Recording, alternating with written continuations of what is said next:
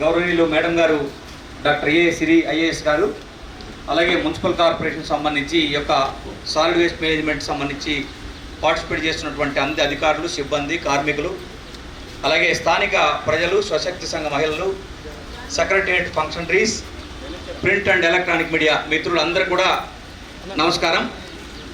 మీ అందరికీ తెలిసిందే, మనకు మన స్టేట్లో, మన దేశంలో క్లీన్లీనెస్ని ఇంప్రూవ్ చేయడానికి స్వచ్ఛ భారత్ మిషన్ అని చెప్పేసి దేశవ్యాప్తంగా 2014 నుండి అనేక రకాలైనటువంటి కార్యక్రమాలు టేకప్ చేసినటువంటి సంగతి.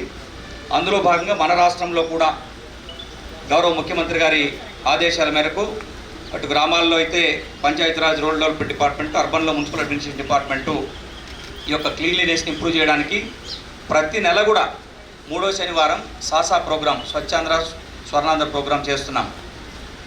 అంతేకాకుండా మున్సిపల్ అడ్మినిస్ట్రేషన్ డిపార్ట్మెంట్ వాళ్ళు ఒక నెల రోజుల పాటు 4 వారాలు ఒక్కొక్క వారం ఒక్కొక్క థీమ్తో ఒక డ్రైవ్ మోడ్లో మన కార్పొరేషన్ సిబ్బంది, అధికారులే పనిచేయడమే కాదు, అన్ని రకాల ప్రజల్ని, గవర్నమెంట్ డిపార్ట్మెంట్స్ని, అధికారుల్ని, స్టేక్ హోల్డర్స్ని అందరినీ ఇన్వాల్వ్ చేసి ఈ యొక్క క్లీన్లీనెస్ పైన అవగాహన కల్పించడం బాధ్యత కూడా.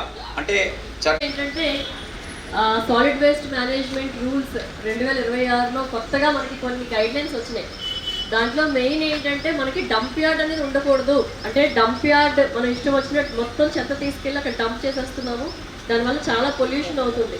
సో డంప్ యార్డ్లో ఉండే చెత్తని మనం మళ్ళీ రీసైకిల్ చేయాలి. డ్రై వేస్ట్ అంటే ఎలా రీసైకిల్ చేస్తాము, వెట్ వేస్ట్ ఎలా డ్రై వేస్ట్ ఏమో మనకు మెయిన్గా ప్లాస్టిక్ కానీ లేకపోతే కన్స్ట్రక్షన్ డిమాలిషన్ వేస్ట్, లేకపోతే కార్టన్స్ కానీ ఇంకేమైనా వేస్ట్ వస్తే దాన్ని రీసైకిల్ చేయడము.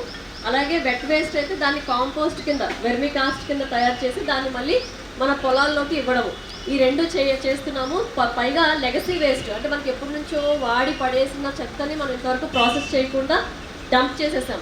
సో దానివల్ల కూడా చాలా ప్రమాదం మనకి జరుగుతుంది, మనకి హామ్ జరుగుతుంది. ఎందుకంటే ఎన్విరాన్మెంట్లో చాలా పొల్యూట్ అవుతుంది ఎన్విరాన్మెంట్. కాబట్టి ఆ చెత్త అంతటినీ కూడా మళ్ళీ ఇప్పుడు రీసైకిల్ చేస్తున్నాం. సో పాత చెత్త, లెగసీ వేస్ట్ అంతా రీసైకిల్ చేస్తున్నాము. ఇప్పుడు వస్తున్న కొత్త చెత్తని కూడా రీసైకిల్ చేస్తాము. రీసైకిల్ చేయడమే కాకుండా నెక్స్ట్ స్టెప్ మన చెత్త నుంచి ఎనర్జీ ప్రొడ్యూస్ చేయడం, ఎలక్ట్రిసిటీ ప్రొడ్యూస్ చేయడం. మనం ఎప్పుడు కూడా కన్వెన్షనల్గా ఎలక్ట్రిసిటీ తీసుకుంటాము. ఇదేంటంటే చెత్త నుంచి మనం ఎలక్ట్రిసిటీ తయారు చేయడం. ముఖ్యంగా ఏంటంటే మనం ఏదైతే డంప్ పడేస్తామో దాంట్లో ఈ ఆర్గానిక్ వేస్ట్ అంటే మన వంటగదిలో ఉండే చెత్తని కూడా కలిపి పడేస్తున్నాం. కాబట్టి దానివల్ల ఆ డంప్లో మనకి మీథేన్ అనే ఒక విషపూరితమైన గాలి వస్తుంది. ఆ మీథేన్ వల్ల చాలా ప్రాబ్లం ఉంటుంది మనకి.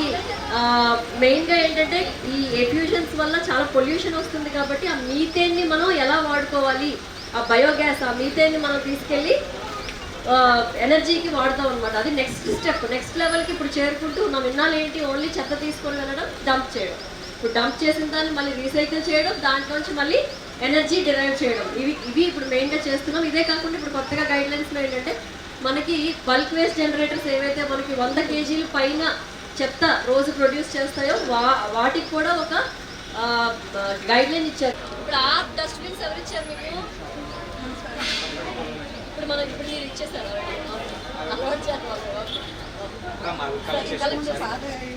ఏదండి?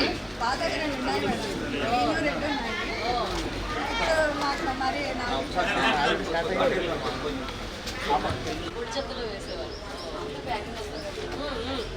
అలా పెట్టేసేవారు. ఓపెన్గా ఏం లేదు. ఇప్పుడు మొత్తం 4 వేరే వేరేగా వేసి ఇస్తారు. మామూలు రోజు వస్తున్నారా చెత్త తీసుకుంటున్నా? రోజు ఏ టైంలో వస్తారు?